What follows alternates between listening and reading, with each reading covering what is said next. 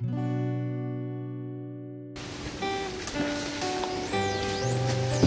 good afternoon. Nandito kami ngayon, oh. Ayan, oh. Nag-harvest ng vermicast. Nilalagay sa mga halaman na. Tapos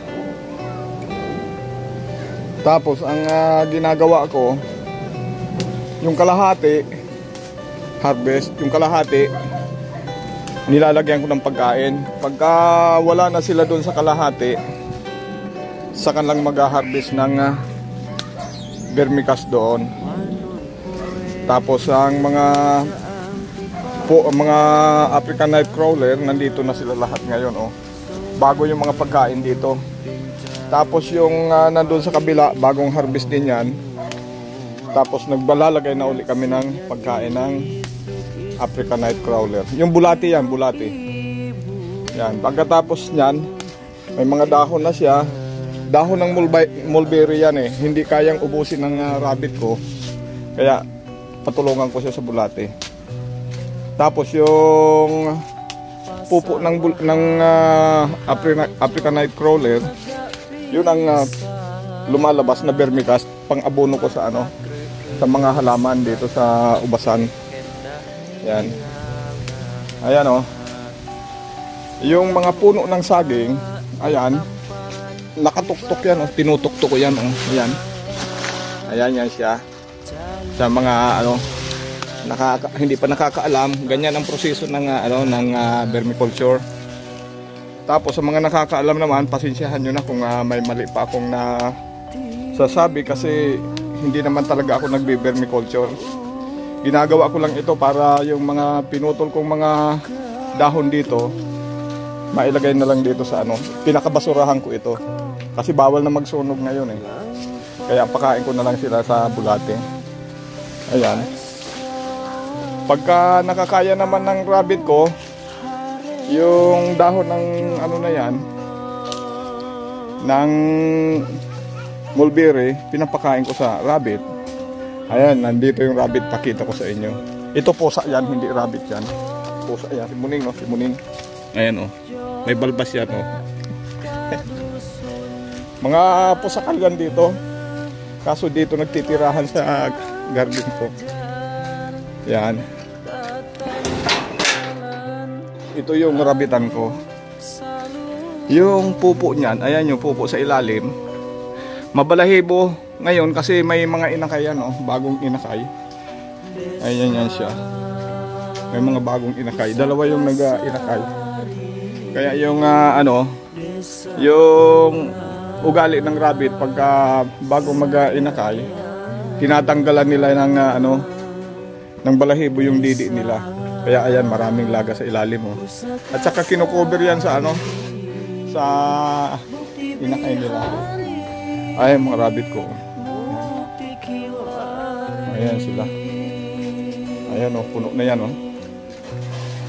Ayan ang tagagawa ng pupo. Sa halip na manguha ako ng mga pupo ng baka o kaya kalabaw, ito na lang. Ayan yan siya. Ayan, puro may laman yan. Ayan, ilalim. Tapos dito sa kabila, ito mga bagong inakay ito, bagong lipat ko lang. Ayan, mga bagong lipat yan. Ayan, oh, yung ang cute eh. Ayan, oh, buksan natin ha. Ganda tingnan eh. O, ayan, oh. Oh, mga bagong yan. Ang tatakaw eh, oh. Ayan, oh. Ayan. Kalilipat ko lang yan kahapon. Uy, lalabas pa. Ayan, oh. Yan ang pag-aalaga ng rabbit. Recycle ako dito. Yung rabbit, pupo ng rabbit ipakain sa bulati, pupo ng bulati ipakain sa halaman. Ganun ang ko rito. Ito ang kulungan ko ng rabbit, oh. Marumi na nga, pero dilinisin yan. Kulang lang sa panahon. Yan, salamat sa panonood. Ayan naman yung mga halaman ko. Uy, labas, labas, dito, labas. Gusto mo maging rabbit? Yung aso na to eh. Tapos ang aso dito ang dami. Kasi lahat ng aso dito yata napunta na dito sa amin. Ayan. Ayan ang tubasan ko. Ayan yung mga gamit ko. Ayan. Mga pang-spray. Ayan, vermicast yan. Dadalhin ko rin sa Antipolo. Ayan. Puno ng gamit din. Ayan mga ginagamit ko rito. Kumplito. Pati sapatos nandyan. Ayan siya. Nakatiwangwang pa nga yung iba. Kasi hindi ko malaman kung saan ako mag-uumpisa. Galing na ako sa electrical. Tapos sa repair ng mga pintuan. Kaya kalat pa yung mga gamit ko dyan. Susunod, pakita ko sa inyo kung paano mamulaklak yung avocado rito. Kasi mukhang nagpapasikat din eh. Salamat sa panonood mga kabayan. Lahat ng subscriber ko, salamat sa hindi pagbibitaw. Ito mag-uumpisa na naman ako mag-YouTube.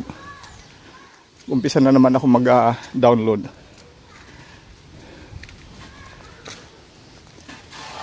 Nandito na ako eh. Ayan, kita nyo yung mangga na yan oh. Mga giant manggo yan. Ang lalaki niyan oh. Yan. Sana mamunga nga uli. Pero ang mga maraming bulaklak ngayon yung avocado. Thank you, thank you, thank you.